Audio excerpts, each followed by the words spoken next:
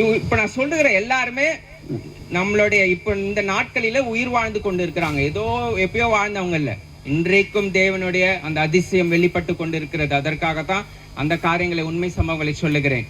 அந்த பென்னி பிரசாத் என்பவர், அவருடைய தகப்பனார் வந்து ஒரு விஞ்ஞானி, ஒரு சயின்டிஸ்ட். இப்போ அவருக்கு ஒரு ஆசை, என் பிள்ளையும் அப்படிதான் வரணும், என் பிள்ளை அப்படி படிக்கணும், என்னை போல ஒரு பெரிய விஞ்ஞானியா வரணும்னு ஒரு பெரிய கனவு. எல்லா பெற்றோருக்கும் இருக்கிற ஒரு காரியம்தான்.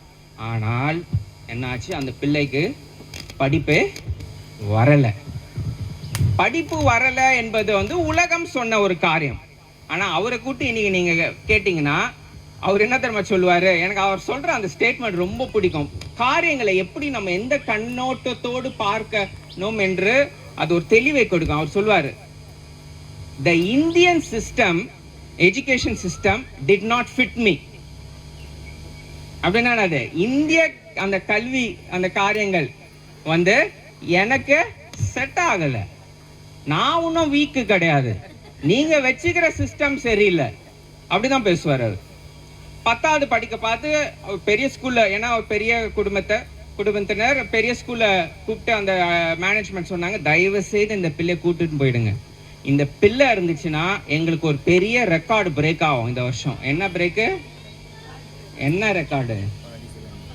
முதல் ஃபெயிலியர் வரும் 10th. தயவு செய்து வேணாம். கும்பிட்டாங்க, கூட்டின்னு போங்க. அவங்க அப்பாவுக்கு ஒரே கோபம், கூட்டின்னு போனார். அவருக்கு வந்து ரொம்ப சோகம், என்னடா அது இப்போ இந்த வயசுல இவ்வளோ இதுவாயிருச்சு அப்படின்னு.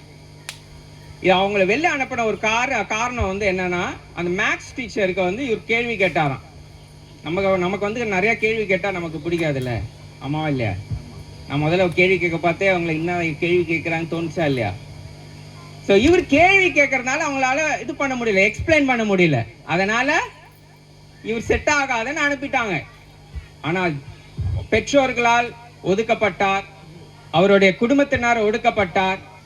சரீரத்தில் அவர் ராங் மெடிகேஷன்ல இருந்து தவறான மருந்து எடுத்ததுனால அவருடைய லங்ஸ்